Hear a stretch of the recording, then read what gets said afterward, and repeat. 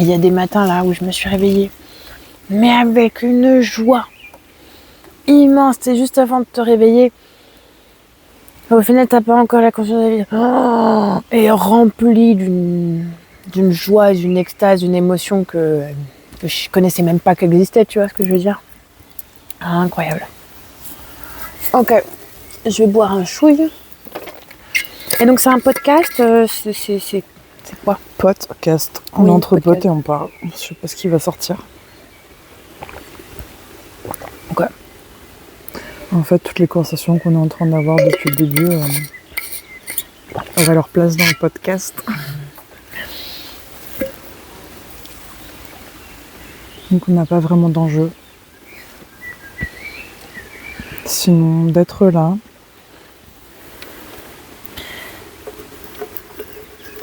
De se parler. De s'aimer. De s'aimer. D'être ensemble. C'est suffisant. Magnifique.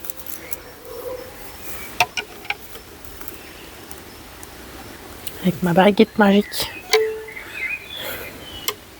3, 4. Da, da, da, da, da, da. Yeah, yeah, yeah. Ah, comment on fait?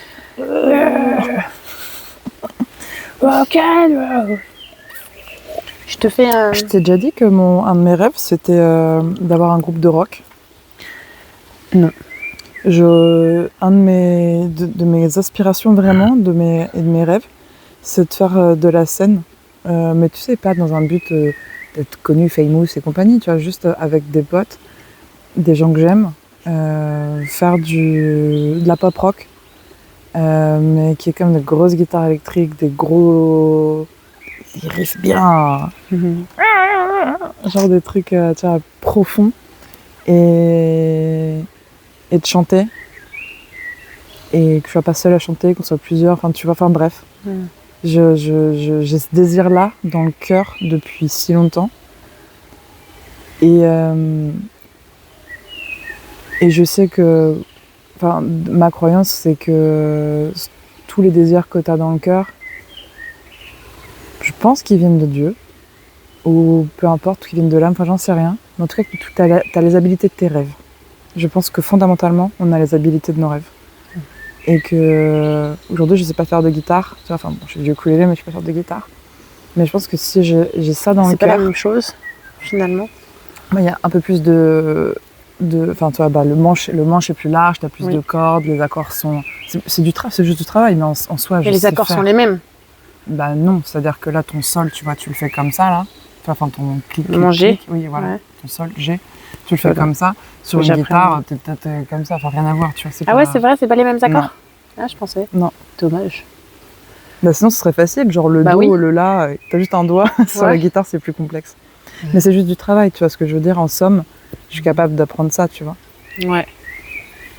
Ah, je pensais que c'était les mêmes accords, tu vois. Comme quoi. En somme, je suis capable de l'apprendre, mais... Enfin bref, je rêve de faire ça. Je rêve d'avoir un groupe et voilà. Trop bien. Ça va se faire. Ouais, mais dans mon lieu, je sais pas pourquoi, tu sais, le lieu, je rêve vraiment de ce lieu où qui soit ma maison, mais pas que. Ou qui soit ma maison peut-être 6 mois dans l'année et qui soit un endroit collectif les 6 autres mois. Un lieu, une énergie toute douce quand je parle de ça. Un lieu, tu vois, qui puisse soit une résidence comme une résidence d'artistes, qui puisse, tu vois, accueillir des gens qui veulent peindre, qui veulent écrire un bouquin, qui veulent venir faire de la musique, qui ont peut-être juste besoin de se ressourcer, tu vois. Enfin, en somme, tu vois... C'est ce que j'aimerais faire ici. C'est ce que j'aimerais faire ici. Et tu sais que dans mes annales akashiques, la première lecture akashique que j'ai faite, Christine me dit ça. Elle me dit... tu créeras un lieu et des gens qui resteront et des gens qui partiront et il y aura du mouvement. Et sachant que... Et quand elle me dit ça, je dis « Ah bah, j'ai ça dans le cœur depuis longtemps, de créer un lieu, etc. » C'était pas aussi abouti qu'aujourd'hui, dans la vision. Mais en tout cas, ouais, il y a ce désir-là dans mon cœur d'un lieu. Et c'est chouette que toi aussi. Chaud, et que... Bah, moi, c'est vrai que je l'ai depuis longtemps aussi, ce désir d'un lieu. Je sais que même jeune, à un moment, je l'avais donné un acronyme, le Chloé. Je me souviens plus ce qu'il veut dire. Mais tu vois, et c'était cette notion aussi, parce que j'étais adolescente, et c'était le moment où je me disais que moi, cette société, comment elle fonctionne, ça me correspond pas, ça me parle pas, et de me dire, mais en fait, les villages autogérés, c'est vraiment quelque chose que j'aimerais découvrir, et qui me parle vachement plus sur ma manière de vivre, sur tout ça. Et en fait, j'ai vraiment ressenti cette notion de, oui, mais aujourd'hui, en fait, c'est comme si tu t'extirpes un petit peu. C'est comment, en fait, le plus important, c'est pas soit de s'extirper, c'est comment amener la société actuelle à transmuter vers... parce qu'on sera toujours en société, on sera toujours une civilisation, on sera toujours en collectif. Et c'est toujours du ensemble. Voilà, la technique de l'ermite, c'est pas... c'est, selon moi, pas viable à grande échelle. Voilà, ça l'est à petite, mais ça l'est pas à grande, à l'échelle de l'humanité. Et donc, c'est cette notion aussi de rapprocher des systèmes comme ça des villes, enfin du système en lui-même actuel. Chose très compliquée. Chose qui forcément après se fait impacter et influencer par le système déjà en place, etc. Mais tout de même pour moi c'est ce qui permet de faire des brèches. Voilà. En fait c'est hyper intéressant ce que tu dis parce qu'il y a quelques jours je tombe sur le témoignage d'un mec, je sais pas si c'est sur Insta ou un truc comme ça, de quelqu'un qui avait un écolieu et donc il explique ce truc là qu'au début tout le monde est arrivé genre waouh, c'est super, on crée quelque chose de nouveau et que finalement, tous les mécanismes existants se sont retrouvés dans cet écolieu. Et moi, ça m'a fait faire un énorme parallèle avec mon vécu professionnel aussi et l'entreprise libérée, où dans l'entreprise libérée, on vient changer, transformer l'organisation, transformer les processus, etc. Mais avant ça, on a oublié de faire la transformation culturelle, donc la culture de la confiance, la culture... de la responsabilité, etc. Et que même, en fait, en amont de ça, la racine, c'est la transformation personnelle. Et donc, j'ai aussi cette volonté, tu vois, dans le lieu, et je pense que tu me rejoindras sûrement là-dessus pour le dire, mais il y a aussi cet endroit-là, ça doit être un endroit où on vient... Pour moi, c'est la seule manière. Voilà, on vient se regarder pour pouvoir venir voir toutes les parts de nous, les accueillir, les récupérer. En fait, comment être dans le collectif, c'est du relationnel. Et la première relation qu'on a, c'est avec nous-mêmes. Ouais. Et donc celle-ci, il faut déjà que celle-ci soit saine, accueillante, respectant de chaque part de soi, pour pouvoir être dans l'accueil, l'écoute et l'acceptation de chacun dans nos différences, dans ce qu'on a apporté, dans nos vulnérabilités, voilà, et comment les cercles et les lignes, les 0 et les 1 peuvent s'assembler et former une œuvre commune. Ouais. Ouais. Et puis on en revient à permettre à des humains de pouvoir être pleinement eux-mêmes. C'est ça. Ouais. Ça, c'est essentiel. Et ce qui aide, je trouve que le calme, je trouve que le retour à un environnement naturel et accompagne ça. Versus la ville dont on parlait tout à l'heure. Ouais. Qui est débranché de tout ça. Parce qu'on est composé aussi de tous ces éléments. Et de sentir l'harmonie à l'extérieur permet de faire l'alignement avec son harmonie intérieure. Moi, je vois la forêt, de par son harmonie générale, qui est aussi bien dans la création que dans la destruction. Hein. C'est cet écosystème dans sa globalité qui crée finalement une harmonie entre... En fait, cet équilibre, il est mélangé de harmonie et chaos. Mais en fait, quand je parle d'harmonie, ça englobe ces deux-là. Et c'est ce que je ressens qu'elle m'intègre quand je suis dans la forêt. Elle m'intègre à elle. Je fais partie d'elle aussi. Et elle prend soin de moi comme de chacun de ses membres. Et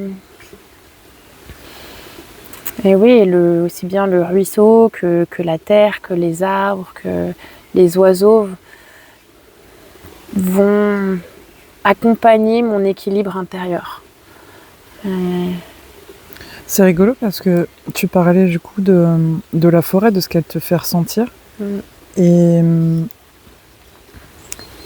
tu vois, une des premières choses qui me vient, je sais pas pourquoi, c'est la relation au temps.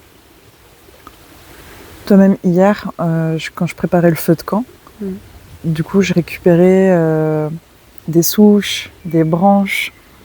Et t'as finalement ce vivant, par exemple, cet arbre, il va perdre une branche qui tombe par terre et qui, avec le temps, tout doucement, devient un autre écosystème. Tu vois, quand tu soulèves la branche ou la souche, en dessous, il y a de la vie, il y a tellement de vie. Et tu regardes de l'extérieur et tu peux te dire, c'est un vieux bout de bois qui pourrit. En fait, c'est une maison. Et en fait, ça va être en train de me faire plein de parallèles et penser à l'arborescence. Mais du coup, ouais, c'est vrai que c'est un beau lieu qui t'enseigne.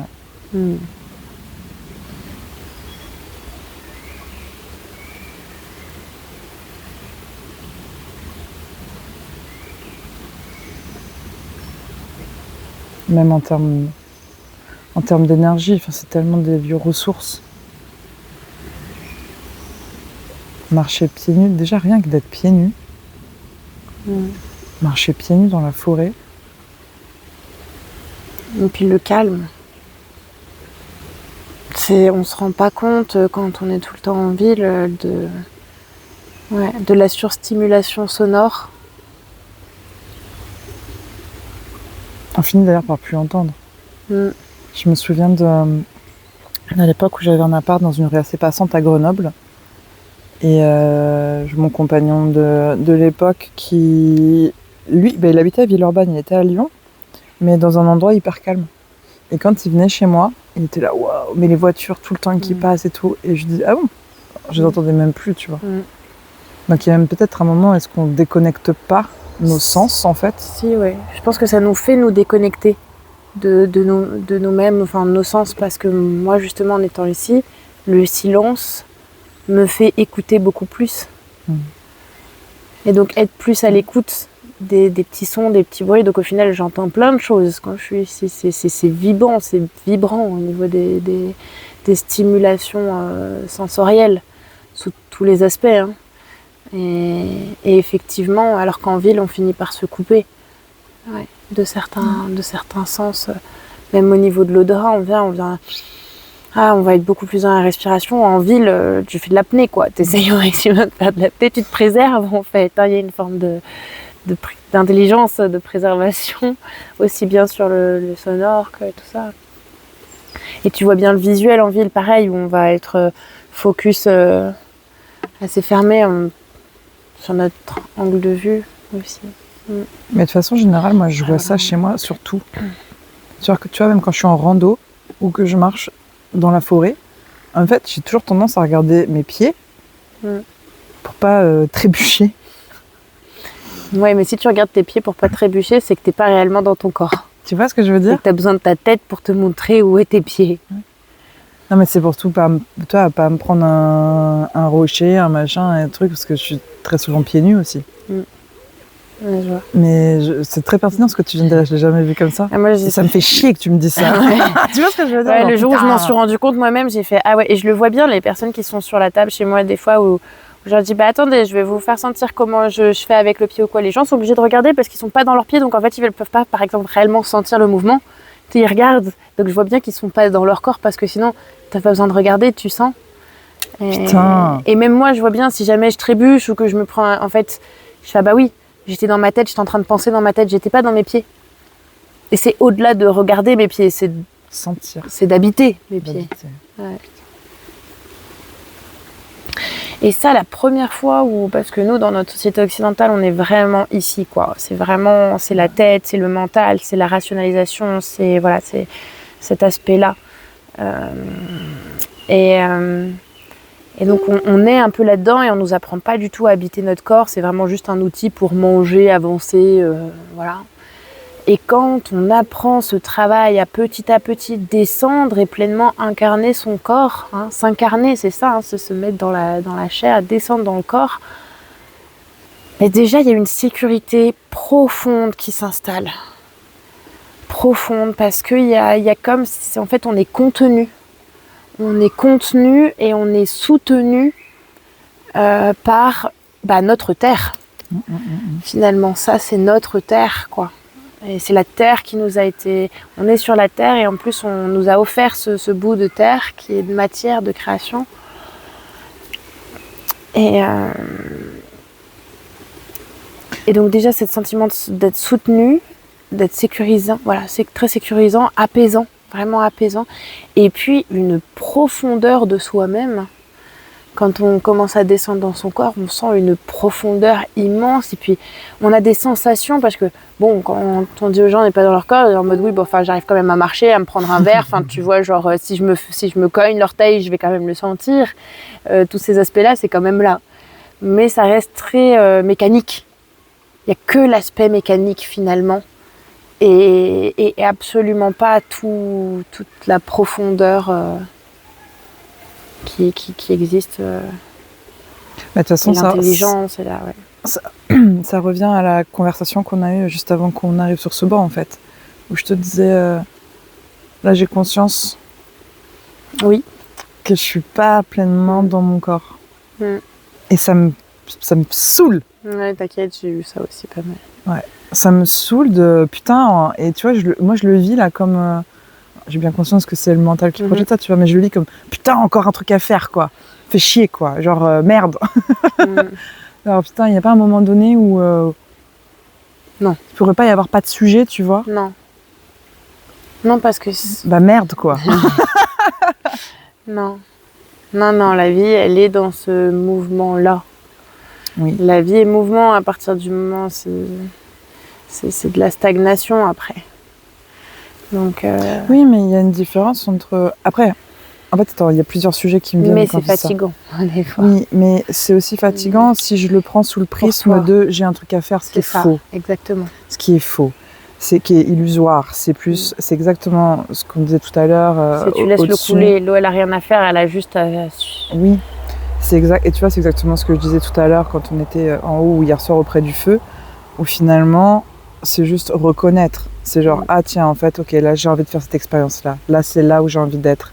C'est cet endroit où il se passe quelque chose pour moi en ce moment. Je viens tout simplement le reconnaître. Et après, c'est juste une question de confiance. La vie va faire son œuvre à travers moi. Comme, voilà, la vie va venir couler à travers moi. Par contre, si j'en fais un problème, il faut que je trouve comment faire, et gna gna gna, et enfin bref, ça résonne très fort avec ce qu'on disait tout à l'heure, hein, mais si j'en fais un problème, ça va être un problème. Et puis ça va être encore chercher, tu vois, la méthode, l'outil, le gna gna gna, le vidéo. Alors que, wow, tout est là, c'est bon, chill. T'as envie de faire, là tu sens, enfin je sens que j'ai envie d'être dans mon corps, vraiment, de l'habiter. En plus la façon dont tu me parles, ça m'ouvre un champ qui est fou. Tout à l'heure, tu mentionnais le fait, tu vois, de glisser dans son corps. Genre, j'aime trop l'image. Et en fait, c'est juste, ok. Ah bah tiens, c'est le moment où je suis prête à faire cette expérience et j'ai envie de vivre à partir de là. Et c'est tout, c'est envoyé et je peux juste laisser faire. Au lieu d'en faire un problème de je fouille le doigt. Ouais. Non, c'est je choisis. Ouais. C'est exactement, c'est je choisis ça. Et là, du coup, bah, tu vois, mon putain de tout à l'heure, genre chier, je le vois enveloppé d'amour et de compassion, genre chatoun. Ça, c'est vraiment, c'est quand le mental, il reprend le truc. Quoi. C'est je choisis, c'est j'ai envie. Ouais. J'ai envie. Et c'est pas un désir, c'est une aspiration. Ouais. Quand j'étais à... L'élan. C'est l'élan, ouais. Quand j'étais à Bali, j'ai essayé de faire ma carte là sur le fonctionnement humain, avec tous ses aspects, dans sa profondeur. Et à ce moment-là, il y a quelque chose qui m'a... Ah, c'était pas tout à fait à ce moment-là d'ailleurs.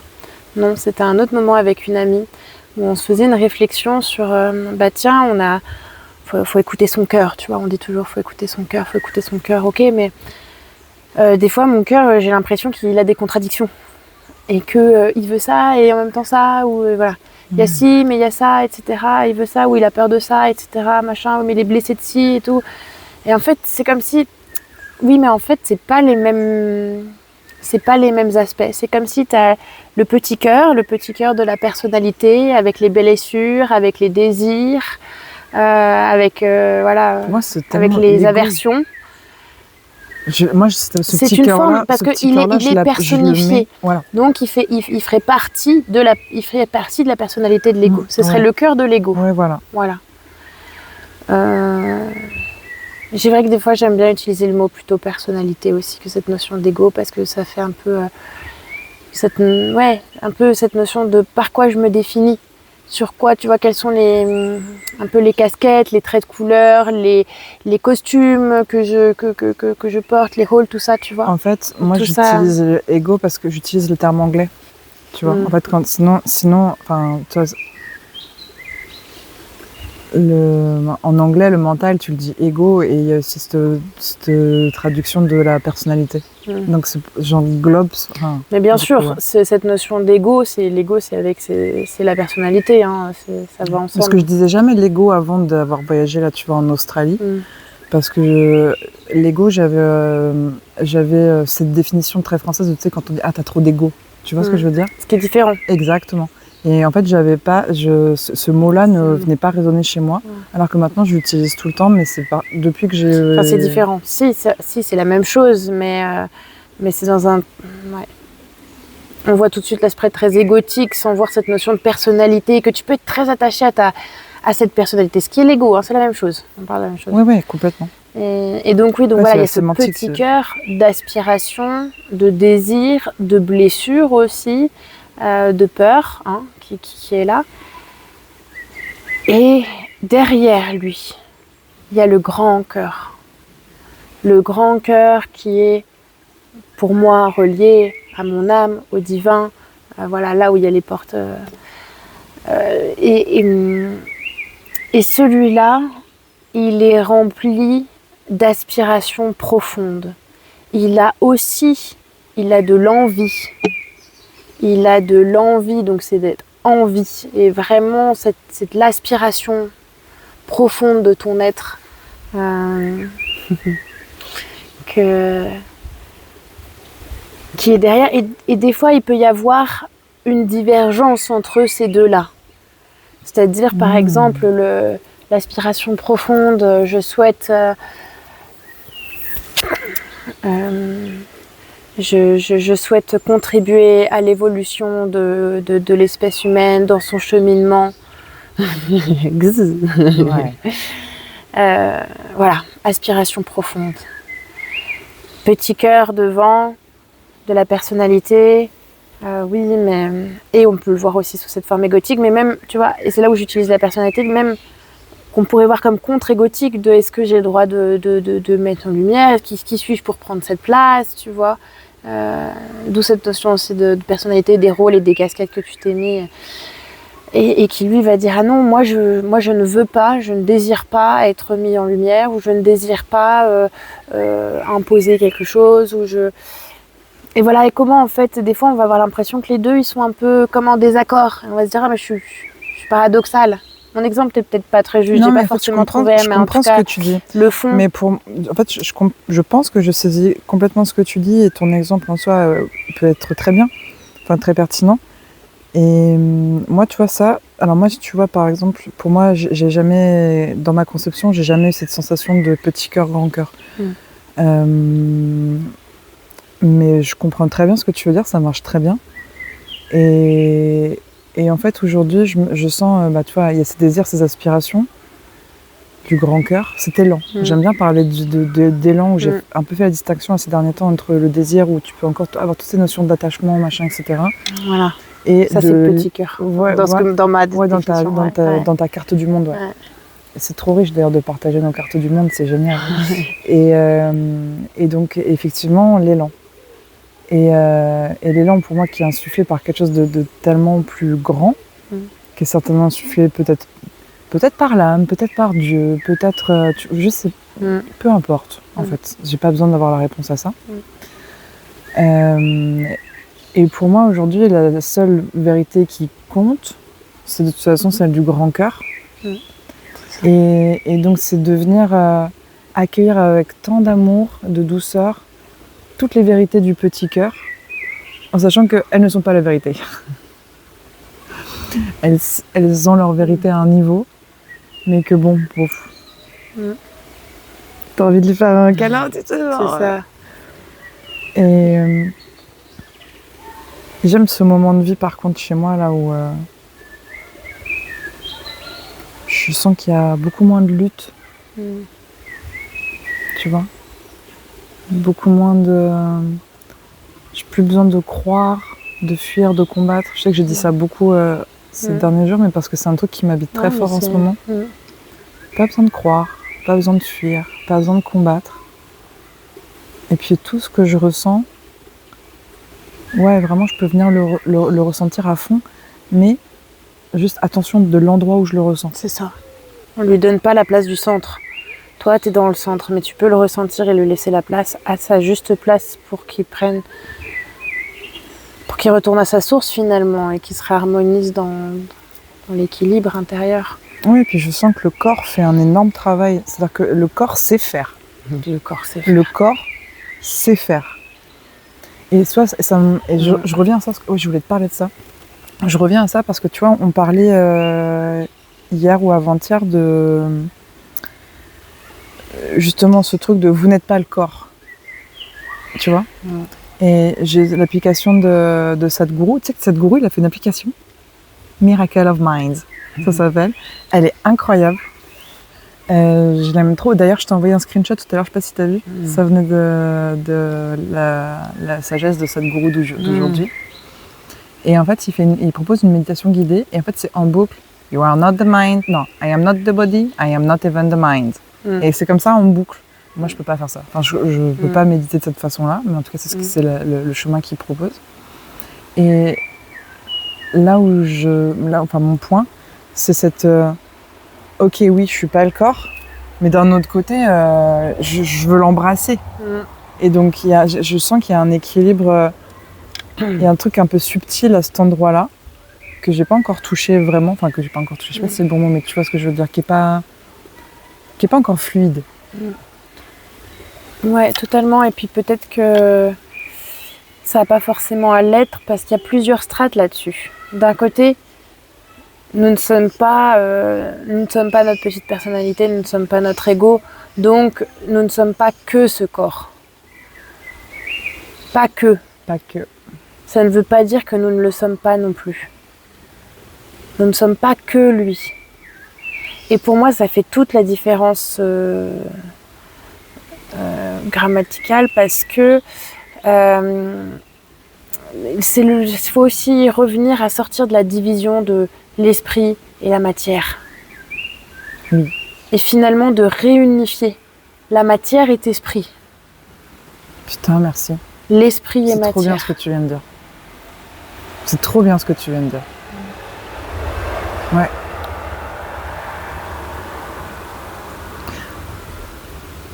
Ouais.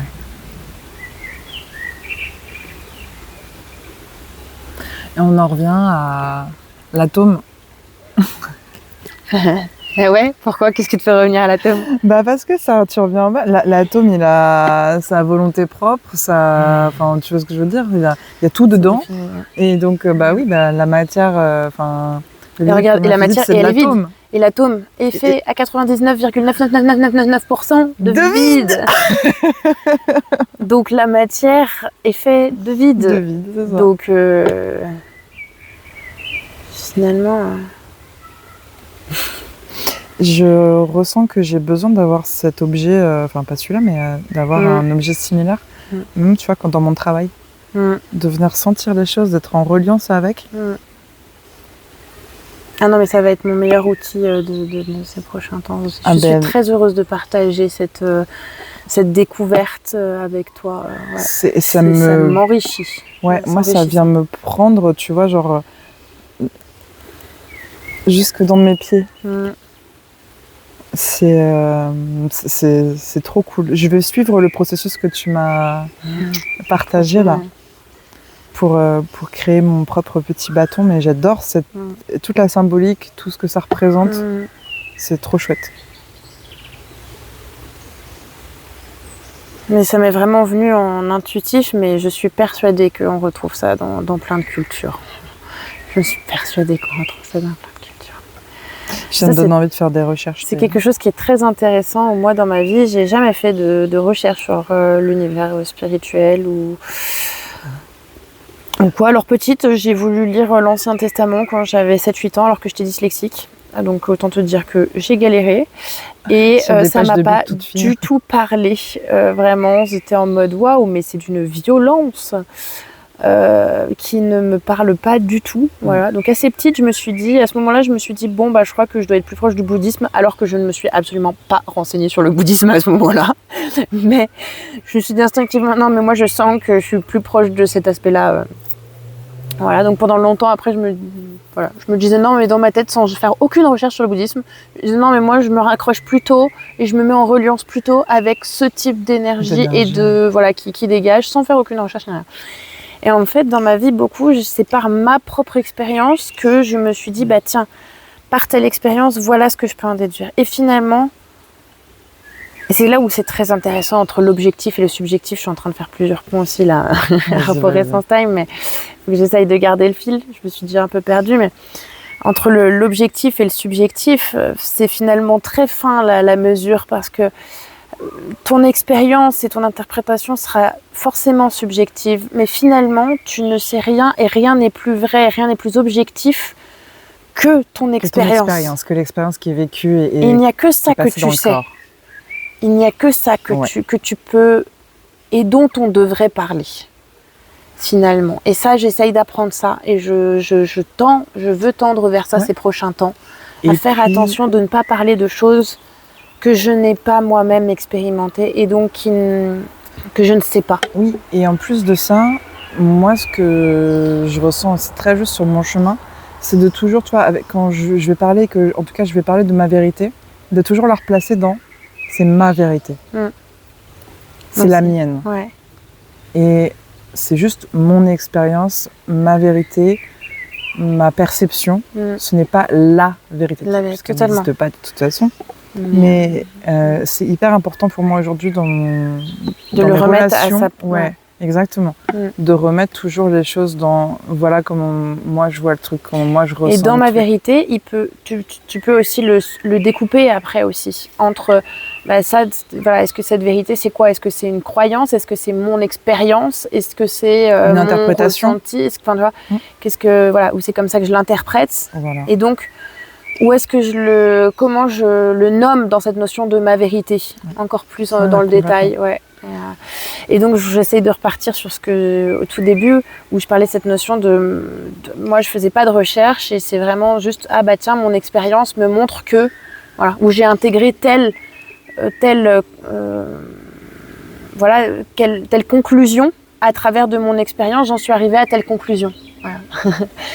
Et j'ai trouvé ça très beau comment la vie, peut-être des fois des années plus tard ou quoi, me montrer des choses, m'apporter des recherches aussi bien scientifiques que spirituelles que tout ça, qui venaient corroborer ces expériences personnelles que j'avais vécues. Et donc, de ne pas partir de qu'est-ce qu'on te dit pour toi, essayer de l'intégrer, mais partir de mon expérience et finalement après voir que d'autres sont arrivés à la même conclusion, au même résultat. Et ça, j'ai beaucoup eu ça dans ma vie.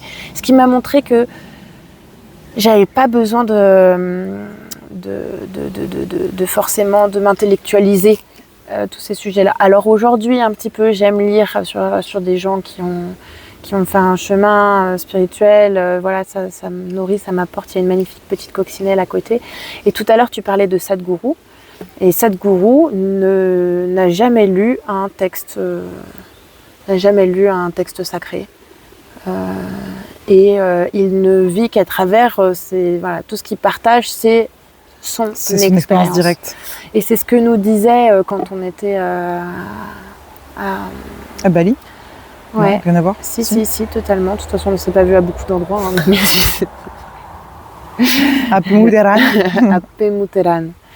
C'est ça que je cherchais comme nom.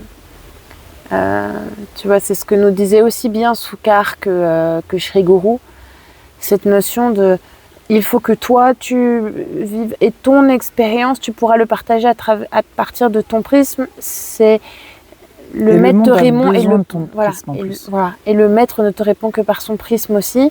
Mais de bien intégrer ça aussi, c'est ton expérience, c'est ton prisme aussi, mais c'est que de là que tu peux répondre et apporter une ouverture pour l'autre, pour sa propre vision, son propre chemin, son... Et je pense aussi que Dieu réunit ceux qui s'aiment et qui, je sais pas comment, tu vois, Rumi disait d'ailleurs aussi cette phrase que j'adore, ce que tu cherches te cherche aussi. Donc je pense que la personne qui vient vers moi, la personne qui vient vers toi, elle a aussi besoin d'entendre cette vision par ton prisme. Pas pour y adhérer forcément, mais parce que ton prisme va venir potentiellement ouvrir quelque chose, déclencher quelque chose. Ça peut être de la révolte aussi, tu vois. Ça peut être, tu vois, ça peut être de la révolte, ça peut être ou une compréhension, une guérison, on sait jamais. En fait, on s'en pisse, c'est pas le sujet. Soit un exemple à suivre ou à ne pas suivre. Exactement. Et voilà. Exactement. Finalement, tout le monde est un exemple et tu vois, il y a des personnes, de par leur comportement, tout ça, te montrent l'exemple à ne pas suivre. Tu sais que j'adore c'est un modèle. Cette vision. Bah ouais. J'ai jamais réfléchi ça comme ça. Enfin, j'ai mis ça sous cet angle, j'adore. Ouais. Et ça me revient, ça me fait penser à ce que je te disais sur mon père avant-hier, où je te dis waouh. Là, Tellement je me rends compte de tout ce qui vient de m'enseigner là. Et c'est aussi grâce à son exemple sur certains sujets que tu es là où tu es aujourd'hui, parce que tu es allé aussi dans cette notion de dire bah non, je ne veux pas suivre cet exemple-là. Ce modèle me montre une voie qui n'est pas la voie que je souhaite prendre. Donc et ça c'est riche. C'est hyper riche. Et ça c'est hyper riche parce que finalement ces modèles-là te font des fois vachement plus avancer que d'autres modèles. Ouais, complètement. Et en plus, effectivement, il n'y a justement pas besoin de rejeter. C'est-à-dire que si c'est une personne modèle à ne pas suivre, ça fait partie. Il n'y a aucun moment où tu as besoin de le rejeter. Au contraire, il n'y a pas de séparation. Non, ouais. Et ça ouvre toujours plus à l'amour, en fait. Ouais. Vraiment, bah, c'est ce que je ressens moi par rapport à ça. Ouais, complètement. Ouais.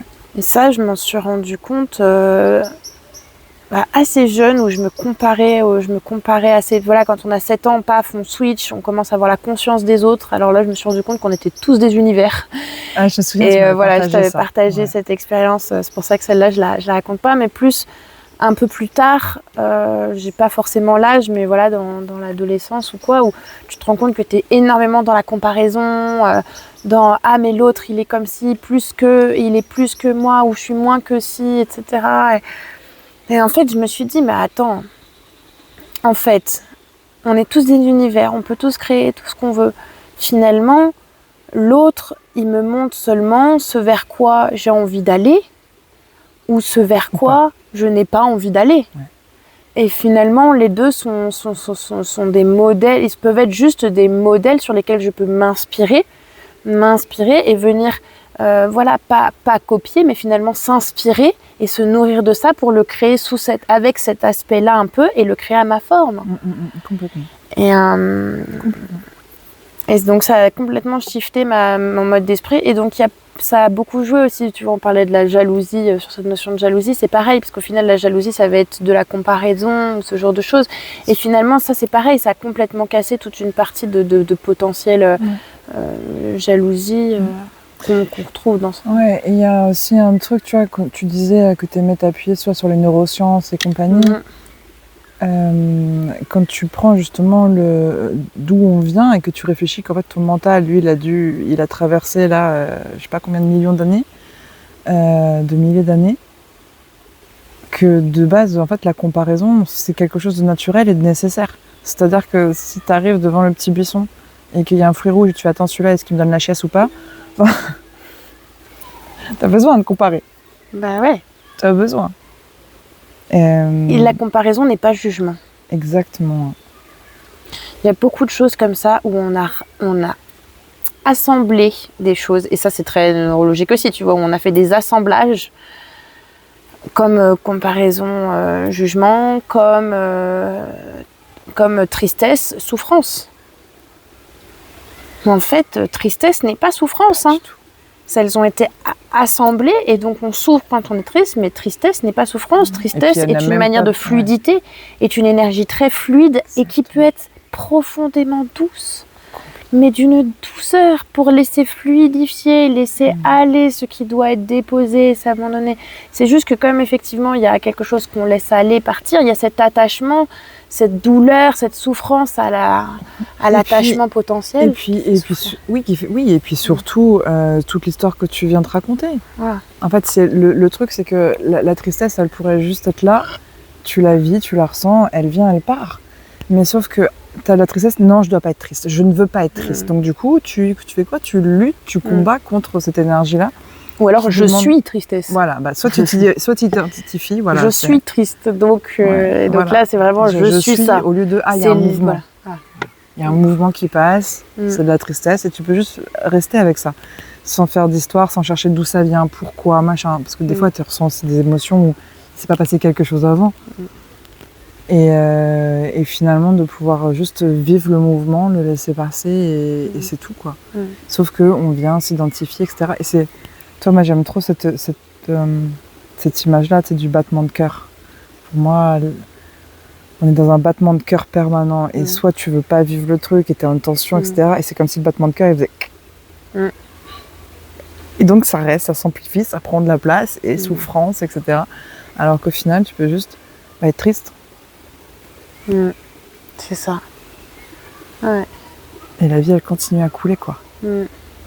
Et puis encore une fois, ça dépend pour moi de l'endroit où tu viens aussi la vivre. C'est que maintenant, quand j'ai des émotions qui arrivent comme ça, je viens me recaler. Pour moi, c'est la conscience. Je viens chercher ma paix. Ok, là, je suis dans la paix de l'âme. Mais ça demande déjà un strat que certaines personnes n'ont pas déjà. Oui. Tu vois, ça, moi, par exemple, je peux pas. Enfin, ça me parle totalement parce que c'est ce que je fais aussi. Mais c'est pas quelque chose que je peux proposer aux gens au quotidien. Je peux pas leur parler de cet aspect-là. C'est pas quelque chose. Va t'asseoir en paix dans ton âme. Oui, mais justement, moi aussi, je vis ça je vis ça aussi beaucoup avec les personnes. Et justement, je sais pas toujours comment. Faut accepter aussi que ça demande déjà d'avoir ouvert certains espaces et voilà. Oui, complètement. D'avoir accédé à cet espace-là. Oui. De présence à soi. Je sais. Et d'être et de cet espace de paix. Je sais ce que tu dis. Mais là où je veux rebondir, c'est des fois moi la frustration de parler avec quelqu'un que j'aime. Et de vouloir lui parler de cet espace-là, mais je sais qu'il peut pas entrer encore. Enfin, et tu peux rien faire. Enfin, tu peux juste en parler, etc. Mais comment dire à quelqu'un, tu vois, attends, viens être triste, mais depuis ta paix. Enfin, tu vois ce que je veux dire, c'est des mots, mais quand tu l'as pas... Et tu peux le comprendre intellectuellement, il n'y a aucun problème. Parce que je vois bien, tu vois. Mais ça n'a rien à voir. C'est voilà, c'est l'équation qu'on a eue là tout à l'heure, ou enfin, même hier, où je disais entre ce que j'ai compris intellectuellement depuis très longtemps et le moment où par contre j'en fais l'expérience dans ma chair, c'est complètement différent. Et c'est vrai qu'il peut y avoir pas mal d'amalgames aussi là-dessus, comme si tu pouvais le voir comme une forme de dissociation, mais en fait, et finalement, est-ce que ça n'en est pas une, mais pas se dissocier de soi, une ressenti, mais finalement, je sais pas, plusieurs choses qui se mélangent, plusieurs aspects qui se mélangent. Je pense que je vois ce en fait, j'ai deux prismes. D'un côté qui voit le mal que ça peut faire, cette perception-là, et d'un autre côté, comment, oui, ça s'imbrique aussi dans cette pensée-là. Je vois ce que tu veux dire.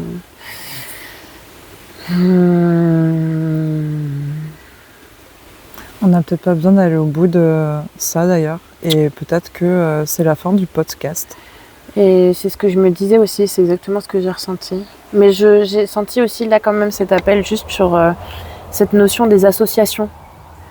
Et tu vois, et on parlait de dissociation finalement. Je venais là sur cet aspect de dissociation. Et peut-être que oui, ça peut être vraiment intéressant de faire attention aux associations qu'on a faites et qu'on pense ne faire qu'un et qui finalement sont peut-être dissociables, tout comme nous, on a pu s'identifier à nos états. Alors que finalement, c'est... Voilà. Complètement. C'est la touche que je garderai pour la fin de ce podcast. Trop bien. Merci. Je peux te prendre dans mes bras. Oui. Merci pour ce moment.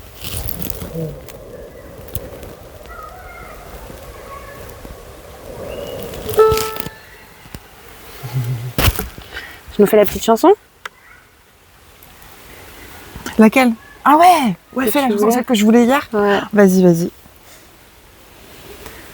Mes frères et mes sœurs, enfants de la terre, à tous mes frères et mes sœurs, unis dans la prière, que soit en chacun de nous paix et lumière, que vibre en chacun de nous le changement de cette ère. Ensemble, nous offrons une puissante vibration qui petit à petit libère de nos prisons. C'est le moment d'accueillir la nouvelle humanité